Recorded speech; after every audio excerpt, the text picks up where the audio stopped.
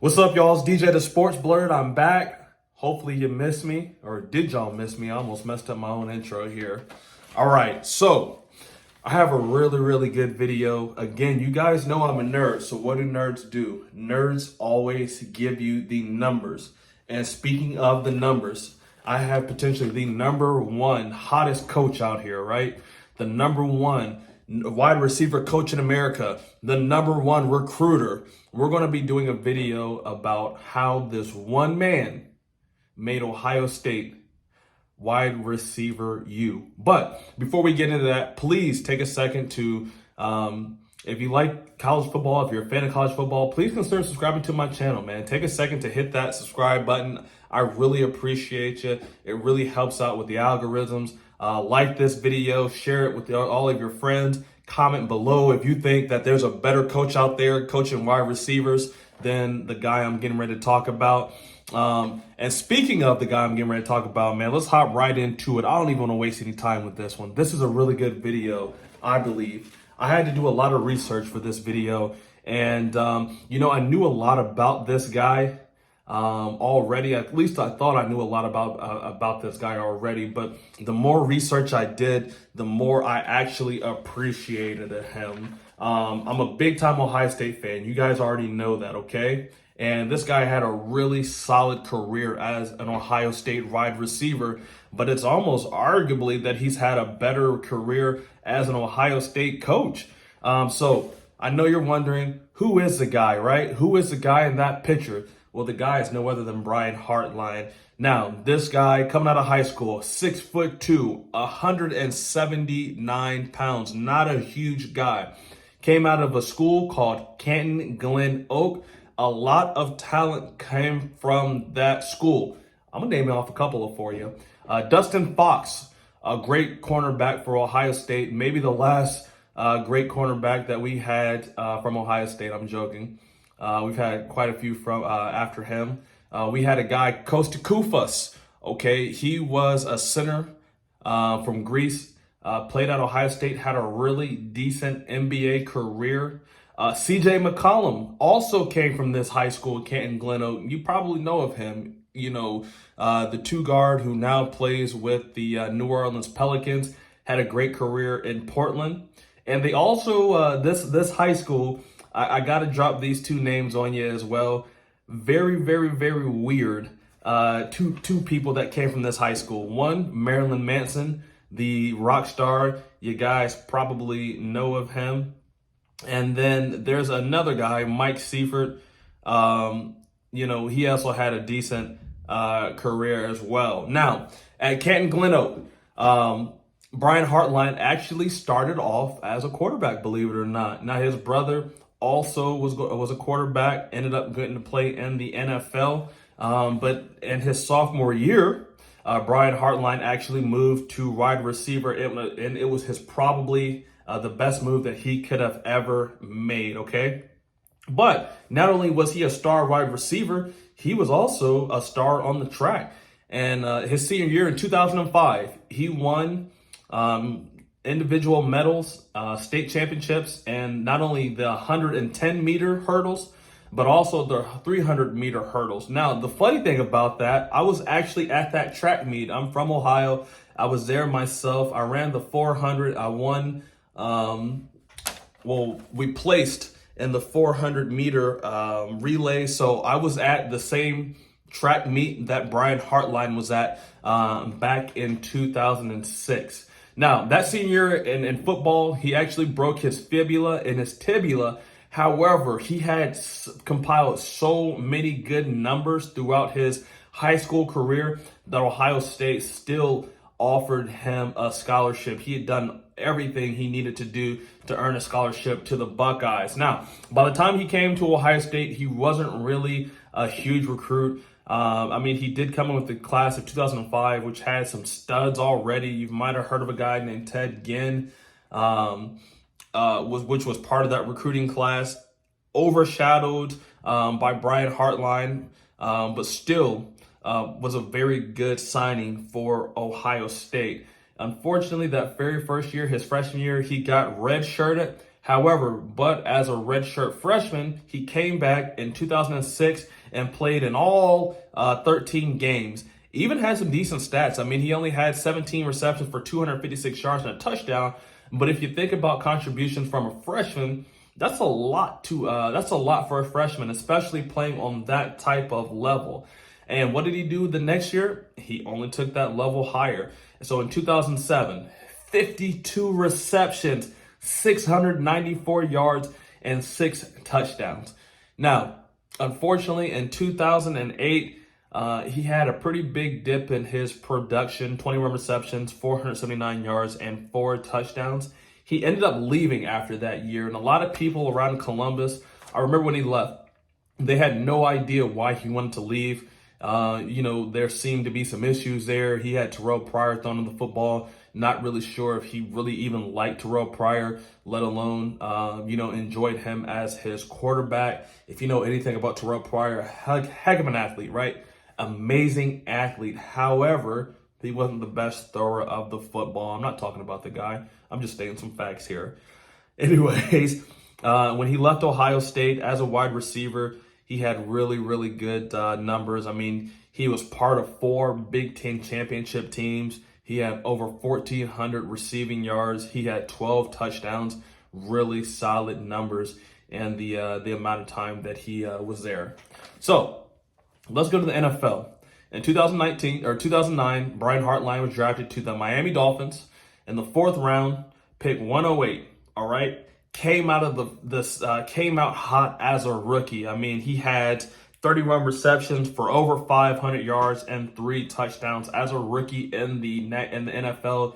You can't ask for much more. Had a really solid career with the Miami Dolphins. His 2 best seasons came in 2012 and 2013.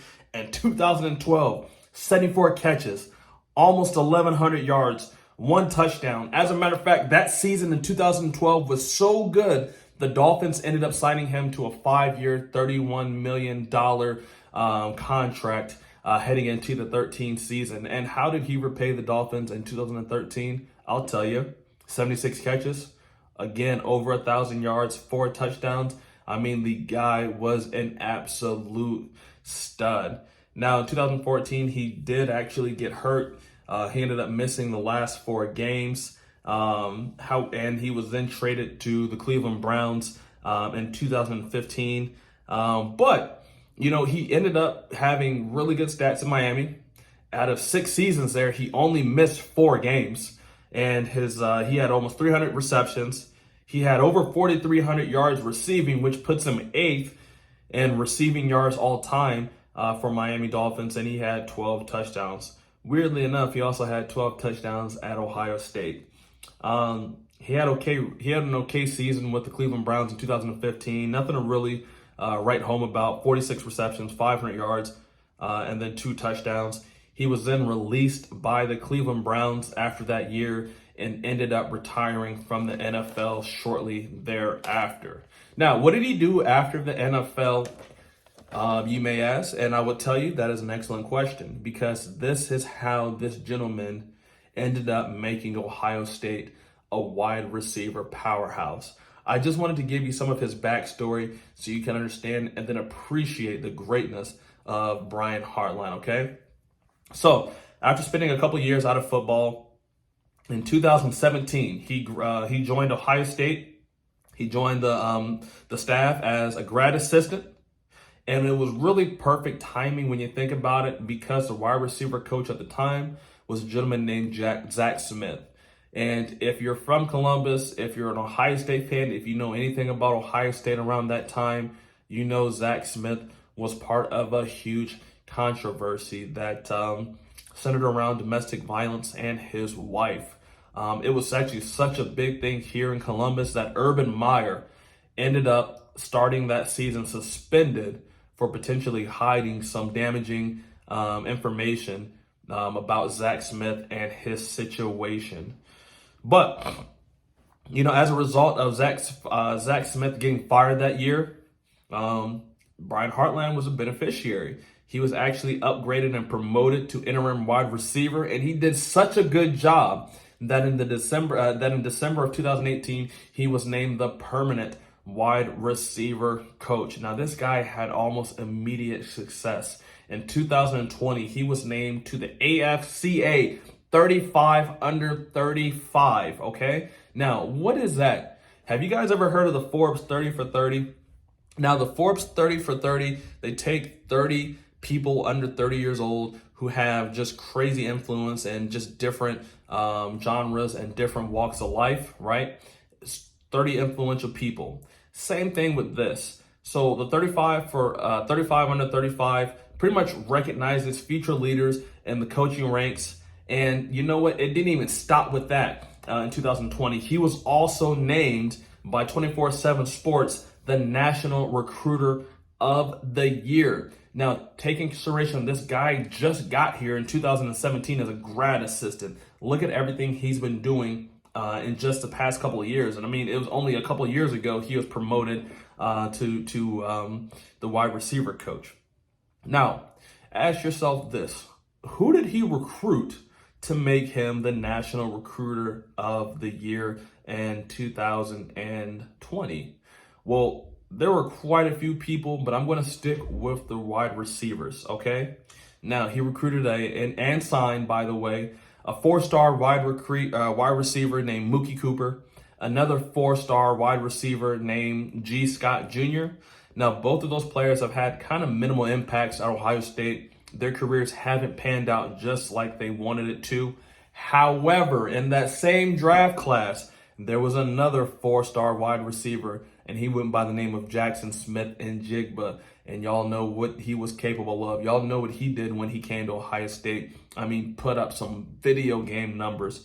And also, Brian Hartline signed the #1 wide receiver, the #1 overall player that year, actually. It was a 5-star receiver. His name was Julian Fleming.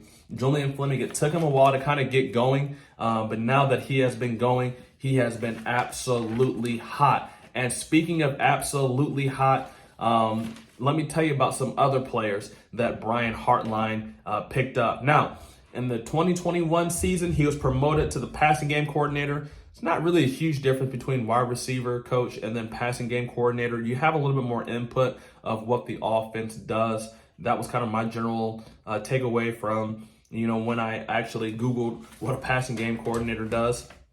But now, 2021, this was one of Ohio State's best recruiting class of all time. In that recruiting class, they had the #1 overall recruit, the best recruit of all time in Quinn Ewers. And they also had JT Tuimoloau, excuse me. Now, he's coming off of a huge game versus Penn State last week. You might have heard of him.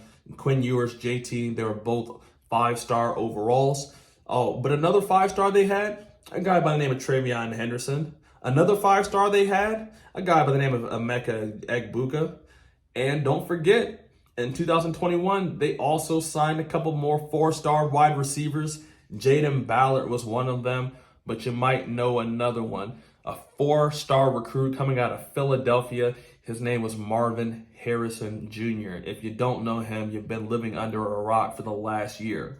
Now, before I get out of here, before I wrap this video up, I want to give you some mind-boggling stats that I also came across when I was researching for this video.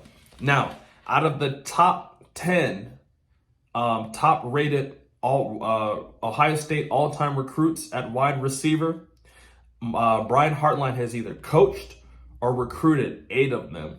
And when I say top recruits, I'm going off of their ranking, right? So the 5 stars, the 99, ranked wide receivers, he either coached or recruited 8 out of 10 of them. And as I was going down the other 20, I mean, he was pretty much right there with the majority of them.